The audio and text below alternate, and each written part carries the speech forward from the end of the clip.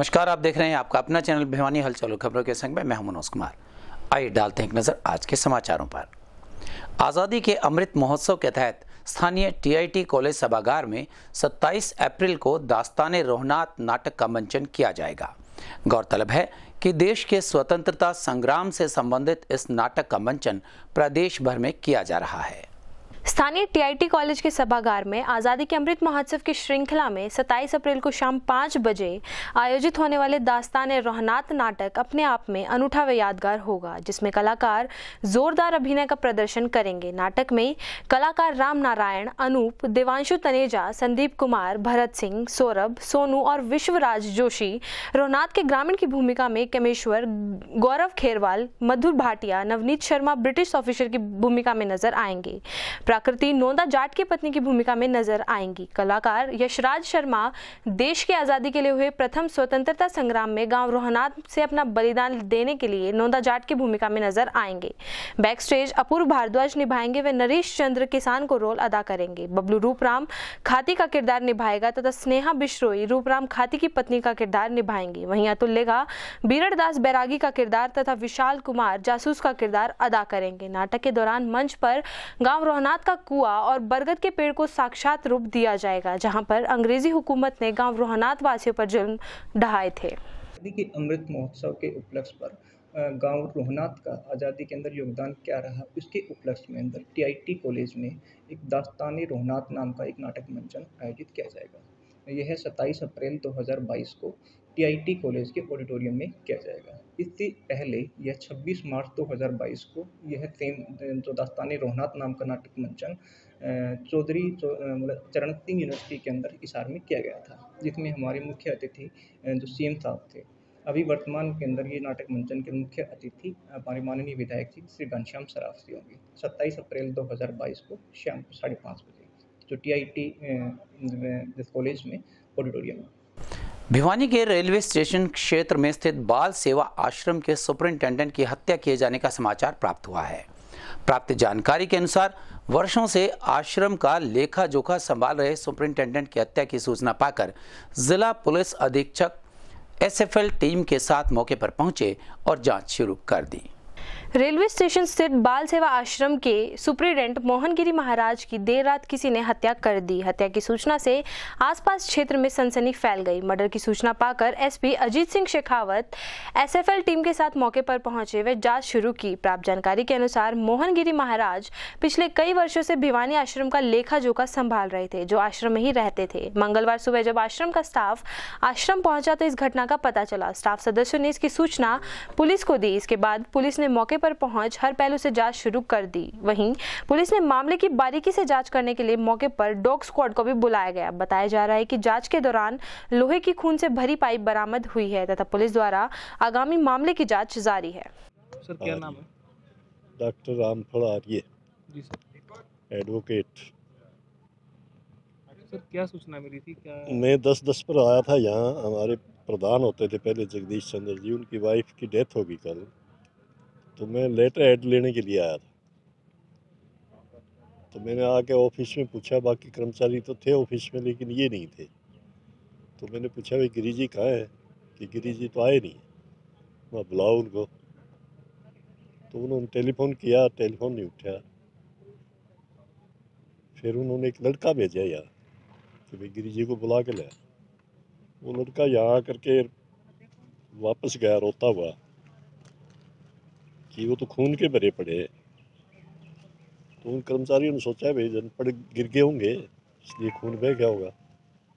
वो आए भाग करके यहाँ देखने के लिए, तो उन्होंने देखा भाई ये तो मर्डर कर रखा है, मुँह वहाँ फोड़ रखा है सारा। तो उन्होंने सूचना भेजी भाई बुलाओ उनको मेरे पास में। मैं मारे क्या बात होगी, बताओ गिरी जी तो फुटे पड़े। फिर मैं भी आया भाग करके, तो देखा तो बुरा हाल हो रहा था, उनका मुँह वहाँ सब फोड़ रखे है। तो ये सूचना थी। कितने साल से यहाँ रह रहे थे? ये 5-6 साल से रह रहे थे। सर कैसा इनका स्वभाव था? इनका स्वभाव तो बड़ा पोलाइटली था, बड़ा नम्र स्वभाव के थे, हंसमुख से। गुस्सा नाम की कोई चीज़ होती नहीं थी। मैं तो एक आध बार गुस्से में डांट भी देता था बल्कि, कोई पुरानी रंजिश? लेकिन वो कोई पुरानी रंजिश की बात नहीं। और हमारे दिमाग में कोई वो नहीं है इनके प्रति, कोई किसी के प्रति जो है ना कोई द्वेष भाव हो यहाँ के कर्मचारी या स्टूडेंट या और कोई बाहर का, कोई ऐसी सूचना नहीं मिली। कितने कर्मचारी हैं जी अपने यहाँ? यहाँ कर्मचारी तो हैं लगभग 27-28 के करीब। ये लगभग 55 वर्षीय मोहनगिरी जो यहाँ पे सुपरिटेंडेंट थे बाल आश्रम में, उनकी आज हत्या की सूचना हमें सुबह पुलिस स्टेशन में मिली है। तो डीएसपी हेडक्वार्टर की नेतृत्व में टीम यहाँ पे आई है और चारों तरफ से एरिया की सर्च की करवाई गई है। डॉग स्क्वाड को बुलाया गया है और एफएसएल की टीम को भी बुलाया गया है। हम सभी परिस्थितियों की जांच कर रहे हैं कि किस तरीके से ये हत्या हुई है और इनका क्या मोटिव हो सकता है।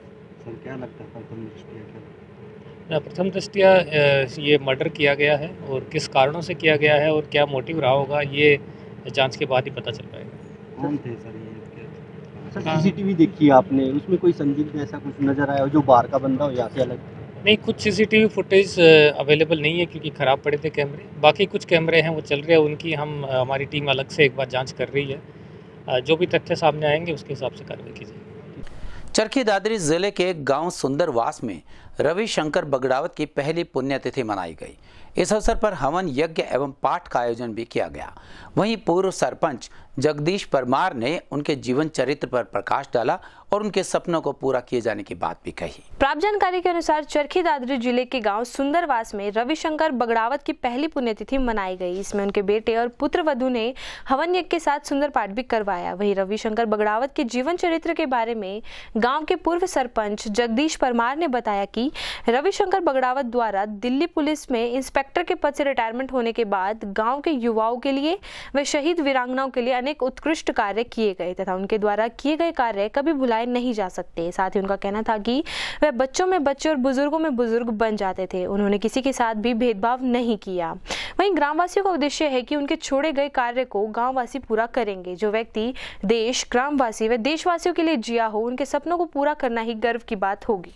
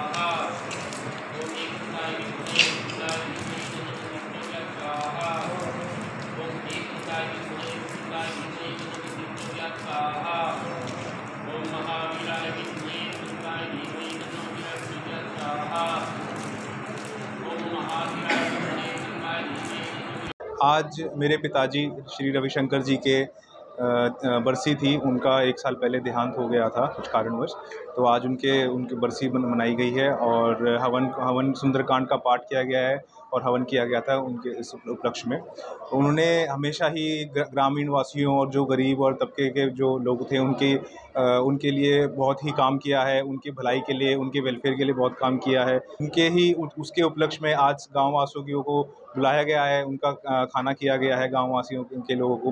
पर आगे भी ऐसी उम्मीद है कि हम उनका कार्य ऐसे लगातार करते रहेंगे जिससे कि उन्होंने जो एक प्लेटफॉर्म शुरू किया है, जो एक पर्पस था उनका लाइफ का, वो हम आगे जाके उसको कंप्लीट कर पाएँ, पूरा कर पाएँ। ठीक है, जो उसको हम पूरा तो कोशिश करें जा सकती है, हम उसमें कोशिश करें कि जितना कुछ हमारा योगदान भी हो और हम भी गरीब तबके के लोग जो ग्रामीण वासी हैं, जितनी ज़रूरतमंद लोग हैं, उन सब के लिए कुछ कार्य करें, कुछ उनका मदद किसी भी तरीके से हम उनका मदद कर पाएँ। चाहे वो घोड़सवार में थे, चाहे वो खेल कूद में थे, स्कूल में थे, और भी वीरांगनाएँ थी, जो वीर वीरांगनाएँ हैं, उन सब के लिए भी बहुत सारे काम किए थे। आज से नहीं, 25-30 साल तक आखिरी दम तक करते रहे हैं वो। तो बस यही हमारा कोशिश है कि जी हमारी आगे ये हमारी जो उन्होंने एक लाइन शुरू करी है, एक लेगेसी शुरू करी है, कि हम उसमें कुछ योगदान हम भी करते रहें। तो एक ये छोटी सी पहल है जिससे कि हम वो शुरुआत करने की कोशिश कर रहे हैं। तो भगवान ने चाहा तो उनके आशीर्वाद से आगे हम रखेंगे, कंटिन्यू रखेंगे जो। इस सांदरवास की वो जाने मानी शख्सियत थे। सांदरवास क्या कहूँ कि वो तो किसी परिचय के मोहताज नहीं थे, पूरा भारत देश उनको जानता था, क्योंकि वो अपने आप में अलग तरह की शख्सियत थे। उन्होंने सांदरवास में हर साल आयोजन करना, शहीद भगतराव जी की याद में हर साल आयोजन करते थे। उन्होंने सांदरवास में वो कार्य किए, जैसे घोड़ों की एक प्रदर्शनी लगवाई। लोगों को पता नहीं था कि घोड़ों की प्रदर्शनी लगती है, यानी कि लीग से हटके अनेकों काम ऐसे उन्होंने सांदरवास में किए जिनके लोग कल्पना भी नहीं कर सकते थे। वो एक ऐसी शख्सियत थे जिनका जीवन का उद्देश्य ही सिर्फ और सिर्फ परोपकार रहता था, लोगों की भलाई करना उनका जीवन का उद्देश्य था। जब वो दिल्ली पुलिस में अधिकारी थे तो दिल्ली पुलिस की सेवा के दौरान भी जब गाँव का, इलाके का, गुआंढ का कोई भी व्यक्ति उनसे जाके किसी प्रकार के सहयोग की बात करता, उनसे कोई सहयोग मांगता, वो अपने सारे काम छोड़ के उसका सहयोग करते थे। अपने काम छोड़ के लोगों के काम करना, लोगों की भलाई के काम करना उनके जीवन का जैसे उद्देश्य था। लेकिन बड़ी विडंबना है, बड़े दुख की बात है कि वो हमारे बीच से बहुत जल्दी चले गए। कोरोना की त्रासदी जिसे पूरी दुनिया ने, कोरोना ने पूरी दुनिया को हिला के रख दिया, उसी दौरान हमारी भी एक मुख्य विभूति को कोरोना हमसे छीन के ले गया। आज उनकी ही याद में उनकी प्रथम श्रद्धांजलि सभा आयोजित की गई। कोरोना के दौरान रविशंकर जी हमारे बड़े भाई हमें छोड़ के चले गए थे। आज उनकी प्रथम वर्षोत्सव है। इसी उपलक्ष्य में उनकी याद में यहाँ सुंदरकांड करवाया गया है, हवन करवाया गया है, प्रसाद वितरण का आयोजन किया गया है। भविष्य में भी हम सभी ग्रामवासियों की ये कोशिश रहेगी कि उनकी याद में, जैसे पीछे से हमने उनकी याद में एक ब्लड कैंप लगवाया था, सांदरवास के हर युवा की, सांदरवास के हर वासी की एक तमन्ना है कि उनकी याद में हर साल कोई न कोई आयोजन हम करें, क्योंकि वो आदमी पूरे जीवन लोगों के लिए जिया। अब हम जो उनके पीछे रहे, हम सोचते हैं कि हम उनकी याद को जिंदा रखें, उनके किए हुए कार्यों को लोगों के आगे उनको याद करते रहें, तो उनसे सीख लेके लोग भी उनकी याद में अच्छे अच्छे कार्य करवाते रहें। रविशंकर जी को भुलाया जाना संभव नहीं है। सिंचाई विभाग के कर्मचारियों ने स्थानीय बड़ चौक स्थित कार्यालय में अपनी मांगों को लेकर धरना दिया। इस दौरान उन्होंने कर्मचारी एकता को लेकर जोरदार नारेबाजी की और अपना रोष भी जताया। मांगे पूरी न होने पर अनिश्चितकालीन धरने की बात कही गई। भिवानी में आज स्थानीय बड़चौक स्थित सिंचाई विभाग के कर्मचारियों ने अपनी मांगों को लेकर धरना दिया। उन्होंने कर्मचारी एकता के जोरदार नारे लगाए तथा अपनी मांगों को लेकर संबंधित महकमे के अधिकारियों के खिलाफ रोष प्रकट किया। उनका कहना था कि जब तक उनकी 14 सूत्री मांगों को नहीं माना जाता तब तक तमाम कर्मचारी इसी तरह अनिश्चितकालीन धरने पर बैठे रहेंगे। कर्मचारियों के अनुसार विभाग में पीने का पानी, कैंटीन, बाथरूम, कर्मचारियों को बैठने के लिए कमरा, इस तरह की व्यवस्थाएं भिवानी सिंचाई विभाग को है, जिसको लेकर आज धरना दिया है। वहीं प्रदर्शन कर रहे संतू सिंह व नेत्रपाल ने बताया कि जनवरी माह में विभाग के एससी व अन्य अधिकारियों को इन 14 सूत्रीय मांगों से अवगत करवाया था, लेकिन आज तक इन मांगों पर किसी ने संज्ञान नहीं लिया। उनका यह भी कहना था कि अभी एक मैसेज आया है कि कल 27 अप्रैल को कर्मचारी अधिकारियों से बातचीत करके उनकी मांगों को सुना जाएगा, लेकिन कर्मचारियों का मानना है कि पहले भी इन समस्याओं से अवगत करवा चुके हैं, लेकिन कोई हल नहीं निकला और कल भी नहीं निकलेगा। उन्होंने कहा कि संबंधित महकमा उनकी मांगों को पूरा करे, नहीं तो यह धरना लगातार जारी रहेगा। Santosh Singh, state president clerical union सिंचाई विभाग हरियाणा। हमने 13/1/2022 को एससी साहब से मीटिंग की थी और उसमें हमारी डिमांड थी कि भाई पानी का प्रबंध होना चाहिए, पीने के पानी का प्रबंध होना चाहिए, कैंटीन का प्रबंध होना चाहिए, बाथरूम का प्रबंध होना चाहिए, कर्मचारियों को बैठने के लिए कोई कमरे की सुविधा होनी चाहिए। इन बातों के ऊपर हमारी 14 सूत्री मांग पत्र था और उसमें बातचीत हुई थी और एससी साहब ने 31/3/2022 तक का टाइम दिया था। उसके बाद हमने रिमाइंडर दिया, लेकिन एससी साहब ने और किसी भी अधिकारी ने हमारी कोई बात सुनना पसंद नहीं किया। इसलिए हम आज 26 तारीख का दोबारा से फिर धरने का नोटिस दिया और आज तक कोई बात नहीं हुई। हमने इसलिए यहाँ बैठे थे और जब तक हमारी डिमांडें पूरी नहीं होंगी तब तक हम यहाँ इस दरी पर बैठे रहेंगे। इसलिए आज मैसेज आया है कि भाई 27 तारीख को अपनी बातचीत करें और हम आपकी डिमांड है उसको पूरी कर देंगे, लेकिन हमें आश्वासन दिया गया है, जस्ता नहीं है कि हमारी कोई डिमांड पूरी कर देंगे। नेत्रपाल, जिला प्रधान इक्का, भिवानी से। आज का जो धरना प्रदर्शन चल रहा है ये हमारे काफ़ी रिमाइंडर देने के बाद में हमने ये कदम उठाना पड़ा। जैसे कि हमारे स्टेट प्रेसिडेंट ने अभी आपको बताया कि हमने 13/1/2022 को मीटिंग किया था एससी साहब से और अपनी मांग पत्र दिया था, लेकिन उन्होंने आश्वासन दिया था कि 31 दिन तक सभी मांगें पूरी हो जाएंगी। हमने इंतज़ार करने के बावजूद हमें देखा कि हमारी किसी मांग के ऊपर कोई भी प्रतिक्रिया नहीं हो रही है और सभी मीटिंग के पदाधिकारियों ने, जिसने भी यूनियन के पदाधिकारियों ने डिसाइड किया कि हमको अनिश्चितकालीन के लिए धरना देना चाहिए ताकि हमारी मांगों को तवज्जो दी जाए और हम अपनी मांगों को मनवा सकते हैं। जैसे कि बताया कि अभी मैसेज मिला कल मीटिंग के लिए, लेकिन हम फिर भी अपने साथियों के साथ में बैठे हुए हैं। जब तक पीने के पानी का, कैंटीन का, कमरों का, पार्किंग का, सौंदर्यीकरण का, हमारे जो मुद्दे हैं उनके ऊपर कार्रवाई जब तक फिजिकल या फिर ग्राउंड लेवल पर नहीं होती तब तक हम ये धरना जारी रखेंगे। और हम निवेदन करना चाहेंगे कि हमारी मांग को जल्दी जल्दी माना जाए और इस पर काम किया जाए। हरियाणा स्टेट पेंशनर्स ने अपनी मांगों को लेकर लघु सचिवालय के बाहर धरना दिया और जोरदार प्रदर्शन भी किया। उनका कहना था कि एनपीएस बंद करके ओल्ड पेंशन स्कीम लागू की जाए और उन्हें एलटीसी व एसीपी की सुविधा के अलावा वेतन वृद्धि का लाभ भी दिया जाना चाहिए। मंगलवार को हरियाणा स्टेट पेंशनर्स समाज द्वारा स्थानीय लघु सचिवालय के बाहर पिछले काफी समय से अपनी लंबित पड़ी मांगों को लेकर धरना प्रदर्शन किया गया। आपको बता दें कि पेंशनर समाज द्वारा हरियाणा के 22 जिलों में अपनी मांगों को मनवाने के लिए धरना दिया जाएगा। इसी कड़ी में जिला उपायुक्त को ज्ञापन भी सौंपा गया, जिसमें 65, 70, 75 वर्ष की आयु उपरांत 10, 15 व 20% पेंशन वृद्धि नियम बनाने, एनपीएस बंद करके पुनः ओपीएस पुरानी पेंशन लागू की जाए, फैमिली पेंशनर्स को भी पेंशनर्स की तरह एलटीसी सुविधा दिए जाने व एसीपी मिलने के बावजूद भी उच्च न्यायालय के निर्णय अनुसार प्रमोशन पर प्रोत्साहन के लिए वेतन वृद्धि का लाभ दिए जाने सहित अनेक मांगों को जल्द से जल्द पूरा किए जाने की अपील की। हरियाणा स्टेट पेंशनर समाज, जो कि हरियाणा के सेवानिवृत्त कर्मचारियों का संगठन है और इस संगठन में सभी विभाग के सभी पदों के सेवानिवृत्त कर्मचारी सदस्य हैं। हरियाणा सरकार ने चुनाव में वादा किया था, बीजेपी ने भी जजपा ने भी, कि सत्ता हमारी आई तो हम पंजाब की तरह से 65, 70, 75 की आयु पर पेंशन वृद्धि का नियम बनाएंगे। वादा किया था कि कैशलेस इलाज करेंगे और साथ में वादा ये भी किया था कि हमारी सरकार बनेगी तो बातचीत के द्वारा, आंदोलन नहीं करना पड़ेगा, बातचीत के द्वारा सभी समस्याओं का समाधान करेंगे। लेकिन बहुत सारी समस्याएं हमारी हैं। मांग पत्र में लिखा हुआ है, 11 सूत्री मांग पत्र है। सरकार अब बात नहीं करती, काम करना दूर की बात है, बात नहीं कर रही। तो हमने पहले सभी विधायकों को ज्ञापन दिए, मुख्यमंत्री को ज्ञापन दिए, उप मुख्यमंत्री को ज्ञापन दिए, सभी विधायकों ने सिफारिश भी की, बहुत सारे ने विधानसभा में क्वेश्चन भी उठाया, लेकिन अभी तक स्थिति जो कि त्यों है, कोई बातचीत नहीं हो रही, कोई मांग के बारे में सरकार मौन धारे हुए है। तो हमें ये दूसरे चरण पर हमने प्रोग्राम बनाया है कि हर जिले में जिलेवार प्रदर्शन करेंगे और मुख्यमंत्री को जो ज्ञापन विधायकों के थ्रू भेजे थे, उन्हीं ज्ञापनों को डीसी के माध्यम से फिर भेजेंगे। हर ज़िले में 1 महीने में 1 ज़िले में प्रदर्शन करते हैं, ज्ञापन भेज रहे हैं हम।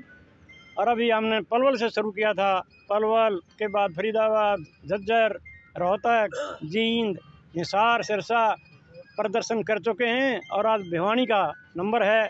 हम यहाँ प्रदर्शन में बैठे हुए हैं। मिड डे मील कार्यकर्ता यूनियन हरियाणा द्वारा अपनी लंबित मांगों को लेकर जिला उपायुक्त को एक ज्ञापन सौंपा गया। उनकी मुख्य मांगों में मानदेय पूरे 12 महीने, ग्रीष्मकालीन अवकाश का वेतन, बकाया वेतन एवं सेवानिवृत्ति आयु 65 वर्ष किया जाना शामिल है। गौरतलब है कि मिड डे मील कार्यकर्ता यूनियन हरियाणा द्वारा मंगलवार को स्थानीय नेहरू पार्क में अपनी लंबित मांगों को लेकर धरना प्रदर्शन किया गया। वे अपनी मांगों का मांग पत्र जिला उपायुक्त को भी सौंपा गया। आपको बता दें कि ज्ञापन में साल में मानदेय पूरे 12 महीने दिए जाने, ग्रीष्मकालीन अवकाश का वेतन न काटे जाने, बकाया वेतन दिलवाने, कोरोना दौर में हुई मृत्यु का मुआवजा देने व रिटायरमेंट आयु 65 वर्ष किए जाने के सहित अनेक मांग की गई। वहीं उन्होंने जिला उपायुक्त से जल्द मांगों को पूरा किए जाने की मांग भी की। 2018 से पहले मिड डे मील कार्यकर्ताओं ने वहाँ महेंद्रगढ़ शिक्षा मंत्री का आवास पर धरना देके संघर्ष करके थोड़ा बहुत 1000 रुपये और ये 2 ड्रेस लागू करवा के ले आई थी। उसके बाद में सरकार ने मिड डे मील के बारे में आज तक ना तो कुछ सोचा है और ना कुछ करने की कोई मंशा बनाई है। उसके खिलाफ इन बहनों में रोष है, उसको लेके आज हम ज्ञापन सौंप रहे हैं। सरकार से हमारी मांग है मिड डे मील कार्यकर्ताओं का डीसी रेट लागू किया जाए, मिड डे मील कार्यकर्ताओं की ड्रेस के पैसे 600 से बढ़ा करके 1000 रुपये लागू किए जाए और मिड डे मील कार्यकर्ता बहनों से जो स्कूलों में नाजायज बेगार करवाई जा रही है उस पर रोक लगाई जाए और जो मुख्यमंत्री समृद्धि योजना के तहत जो सरकार ने जो ये 5000 रुपये जो घोषणा की थी वो इनको जल्दी दी जाए और कोरोना काल के अंदर जो बहनें एक्सपायर हुई है उनके 5000 रुपये उनको जो मुआवजा था वो दिया जाए। और सरकार से हमारी मांग है हमारी मिड डे मील कार्यकर्ताओं बहनों को सरकार कम से कम अपना कर्मचारी माने। 14 मई को पूरा हरियाणा की मिड डे मील कार्यकर्ता बहनें अपना इसी पार्क में इकट्ठी होंगी।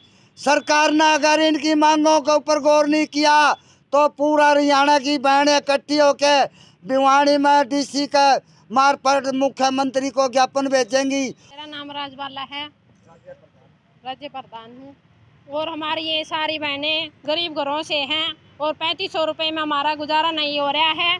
तो हमारा ये सरकार शोषण कर रही है और हमारी यही मांग है हमारी तनख्वाह बढ़ाई जाए, 21,000 करी जाए वेतन और हमारे डीसी रेट कराया जाए, हमारी सरकारी कर्मचारी का दर्जा दिया जाए।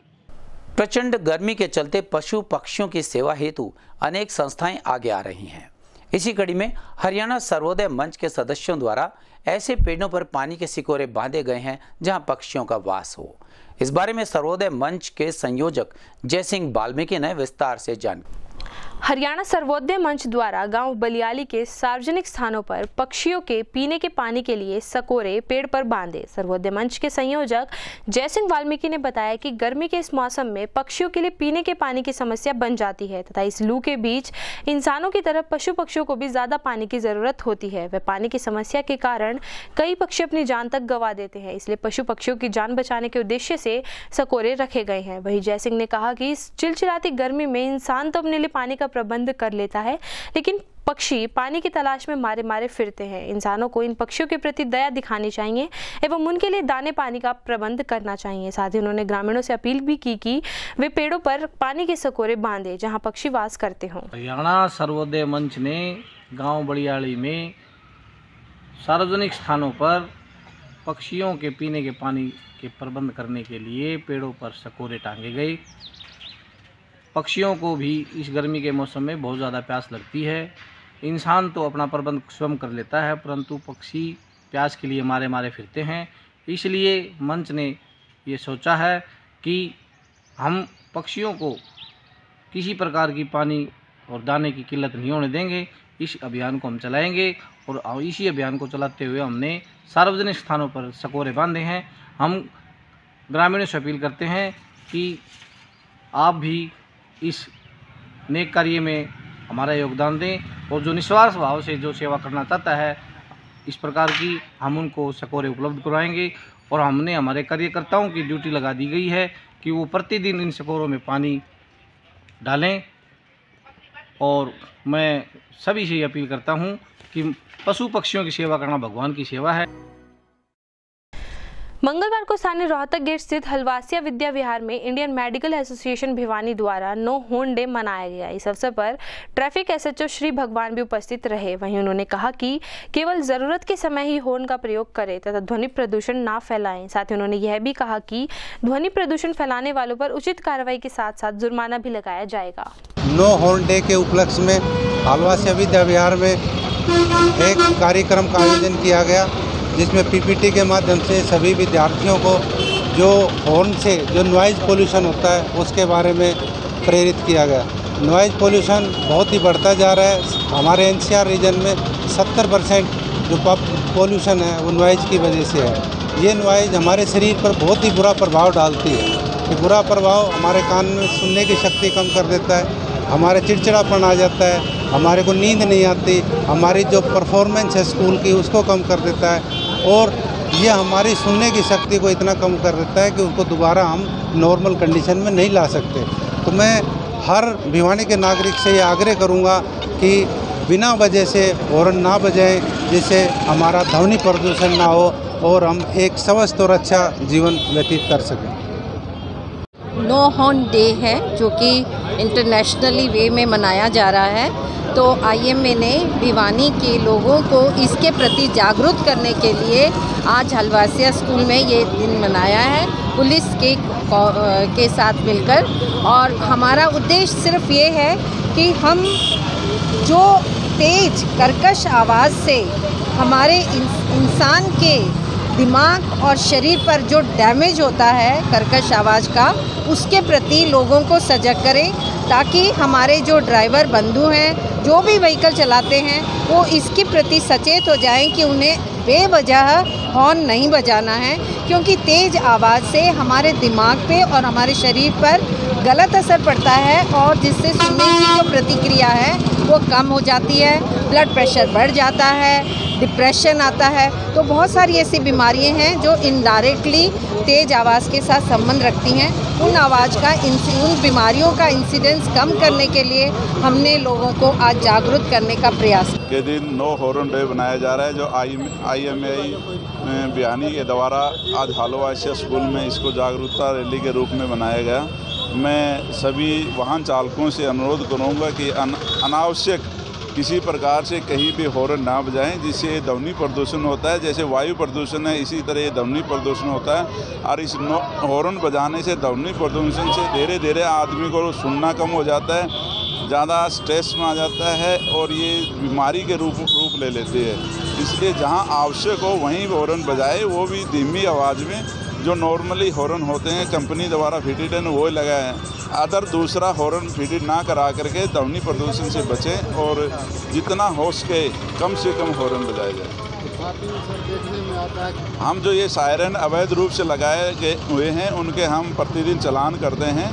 जहाँ भी है एम्बुलेंस के लिए सायरन है, ये अलाउड है, लेकिन एम्बुलेंस चालक से भी अनुरोध कि जहाँ आवश्यकता हो, मरीज हो उसके गाड़ी के अंदर, तभी हॉर्न को बजाएं।